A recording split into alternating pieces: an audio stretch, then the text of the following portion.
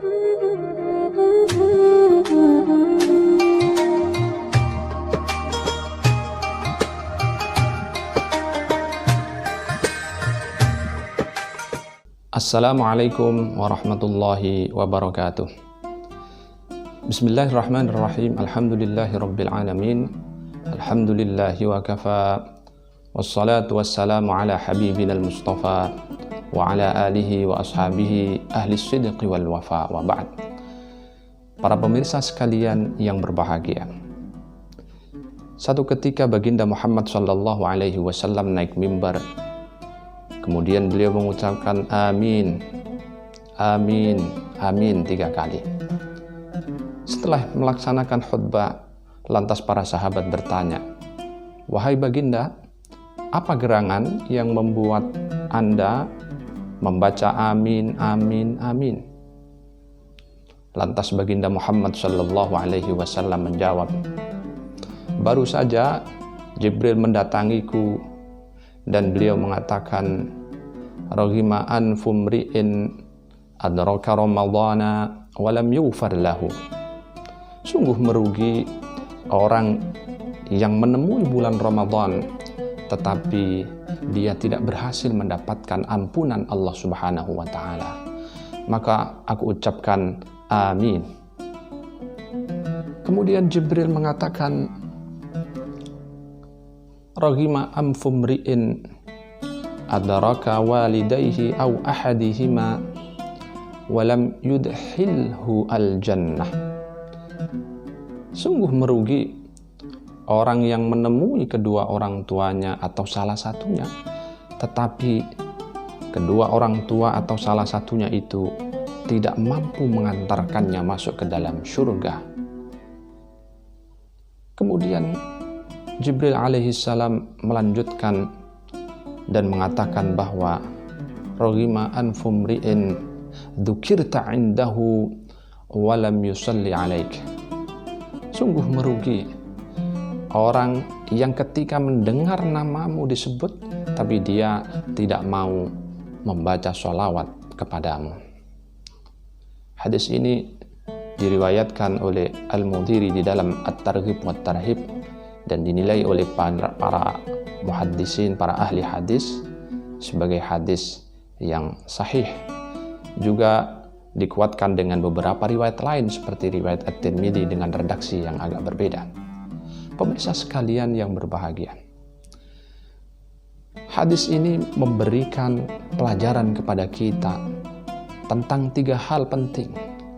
Yang pertama, baginda seakan-akan mengingatkan kepada kita semua tentang pentingnya mengisi bulan suci Ramadan dengan berbagai macam amal perbuatan yang baik. Mulai dari ibadah yang sifatnya sunnah, ibadah wajib, ibadah yang mubah.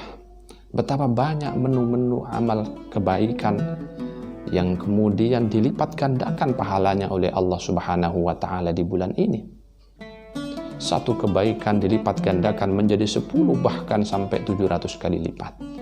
Orang yang tidak mampu menggapai maghfirah Allah, ampunan Allah di bulan yang suci ini, maka benar kalau dikatakan oleh Jibril sebagai orang yang sangat merugi. Karena dari sekian banyak tawaran menu-menu amal kebaikan, dia tak mampu memanagenya, tak mampu melakukannya sehingga dia tidak berhak untuk mendapatkan ampunan Allah Subhanahu wa taala. Kita ingat di dalam bulan Ramadan ini luar biasa. Ada Lailatul Qadar, malam 1000 bulan. Ada Al-Quran, di mana siapa yang membaca Al-Quran ini tidak saja dilipat gandakan, tetapi juga dijanjikan oleh baginda Muhammad sallallahu alaihi wasallam di hari kiamat nanti dia akan mendapatkan syafaat Al-Quran Al-Karim. Jadi betul kalau kemudian baginda Muhammad mengaminkan pernyataan atau doa Jibril kepada mereka yang tak bisa menggapai maghfirah Allah di bulan suci ini. Tentu kita berharap di bulan suci yang mulia ini, di tengah pandemi COVID-19, kita terus mampu meningkatkan peribadatan kita, amal soleh kita, baik amal soleh yang sifatnya individual, hubungan vertikal dengan Allah Subhanahu wa Ta'ala, dan juga amal horizontal yang bersifat sosial, hubungan kita dengan sesama, dengan cara memperbanyak berbagi, terutama kepada mereka yang membutuhkan dan mereka yang terdampak penyakit COVID-19. Pemirsa sekalian yang berbahagia, yang kedua, hadis ini memesankan kepada kita semua tentang pentingnya menghormati dan kemudian birrul walidain. Bagaimana berbakti kepada kedua orang tua? Pertanyaannya, kenapa kemudian kita diminta untuk berbakti? Dan ketika kita tidak berbakti, diancam celaka oleh Allah Subhanahu wa Ta'ala, diancam celaka oleh Jibril dan diaminkan oleh baginda Muhammad. Pertama, karena orang tua adalah sababun min asbabi wujudina. Orang tua adalah salah satu penyebab di antara sekian banyak penyebab yang dijadikan oleh Allah untuk hadirnya kita di muka bumi. Lahirnya kita di muka bumi itu adalah karena sebab dan perantara kedua orang tua kita. Seandainya tidak ada kedua orang tua kita, barangkali kita tidak akan mewujud di alam semesta ini.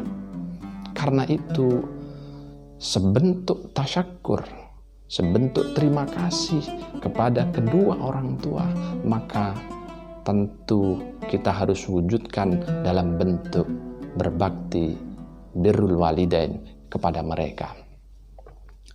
Birrul walidain dalam banyak ayat dan hadis Nabi Muhammad sallallahu alaihi wasallam itu bisa diekspresikan dengan berbagai macam cara. Antara lain dengan menuruti dan melaksanakan perintah-perintah baik kedua orang tua. Tidak menampilkan perangai dan akhlak yang buruk kepada kedua orang tua. Mendoakan kedua orang tua, menyambung tali silaturahim kepada saudara-saudara, kepada sanak dan handai tolan, kepada sahabat-sahabat kedua orang tua. Itu adalah sebentuk ekspresi bagaimana kita melakukan kebaikan dan birrul walidain kepada kedua orang tua. Saat mereka tua, tentu saja kita juga bisa melakukannya dengan cara merawat keduanya dengan penuh kesabaran. Ini kalau kita lakukan, insya Allah kita akan terlepas dari doa baginda Muhammad sallallahu alaihi wasallam, dari ancaman Jibril alaihi salam yang mengatakan bahwa seseorang yang punya orang tua yang masih hidup, lalu dia tak berhasil mengantarkannya ke dalam surga Allah, maka ia tergolong orang yang merugi. Yang ketiga, hadis ini memesankan kepada kita tentang pentingnya bersolawat kepada baginda Muhammad sallallahu alaihi wasallam. Kenapa kita harus bersolawat? Tentu yang pertama, selain karena perintah Allah, malaikatnya dan seluruh penduduk langit ini, penduduk bumi itu bersolawat mendoakan baginda Muhammad, maka kita sebagai umatnya tentu tak elok kalau kemudian tidak mendoakan baginda Muhammad sallallahu alaihi wasallam dengan cara memperbanyak sholawat. Yang kedua, Nabi Muhammad itu adalah teladan sekaligus Rasul yang memberikan petunjuk dan arahan kepada kita. Seandainya tidak ada Nabi Muhammad sallallahu alaihi wasallam, kita tak tahu apakah kita bisa mengenal agama ini, apakah kita bisa mengenal Allah Subhanahu wa Ta'ala. Ada banyak persoalan yang tak mungkin bisa kita nalar dengan kekuatan logika dan kekuatan intelektual kita. Hanya wahyu Tuhan, wahyu Allah Subhanahu wa Ta'ala yang mampu menjelaskannya, dan itu diberikan kepada baginda Muhammad sallallahu alaihi wasallam. Kita mengenal banyak tentang berbagai macam jenis-jenis peribadatan, amal soleh, akhlak mahmudah, akhlak karimah. Itu tak lain dan tak bukan antara lain adalah atas jasa baginda Muhammad sallallahu alaihi wasallam. Karena itu, sebentuk syukur kita atas jeripaya dan petunjuk baginda Muhammad sallallahu alaihi wasallam, maka sebagai orang yang mengerti dan taat serta memahami ajaran agama, maka tidak ada pilihan lain bagi kita sebagai umatnya kecuali kemudian memperbanyak salawat kepada baginda Muhammad sallallahu alaihi wasallam. Maka benar saja kalau kemudian Jibril melaknat orang yang tidak mau membaca salawat ketika nama baginda Muhammad sallallahu alaihi wasallam disebut di depannya. Bahkan dalam sebuah hadis dikatakan, orang yang bersalawat kepada baginda Rasul, man shalla alayya salatan sallallahu biha alaihi ashran. Ketika kita melantunkan salawat dan taslim sekali kepada baginda Muhammad, maka Allah akan membalas salawat kita, doa dan salam kita kepada Rasul itu 10 kali lipat. Bayangkan, kalau doa bisa ditolak oleh Allah, ada kemungkinan tidak diterima oleh Allah, tapi tidak ada sholawat yang ditolak oleh Allah. Semua siapa yang membaca sholawat, man shalla alayya sami'tu, kata baginda Rasul, barang siapa yang membaca sholawat maka aku mendengarnya. Pemirsa sekalian yang budiman, 3 perkara ini menjadi sangat penting di dalam konteks kehidupan kita sebagai orang muslim dan mukmin. Oleh karena itu, mari kita semua berusaha untuk menjalankannya dan melaksanakannya sehingga kita kelak akan dikumpulkan ke dalam golongan orang-orang yang beruntung, orang-orang yang mendapatkan syafaat dari baginda Muhammad sallallahu alaihi wasallam. Demikian, mudah-mudahan ada guna, ada manfaatnya. Wallahul muwaffiq ila aqwamit thariq wal 'afu minkum. Assalamu alaikum warahmatullahi wabarakatuh.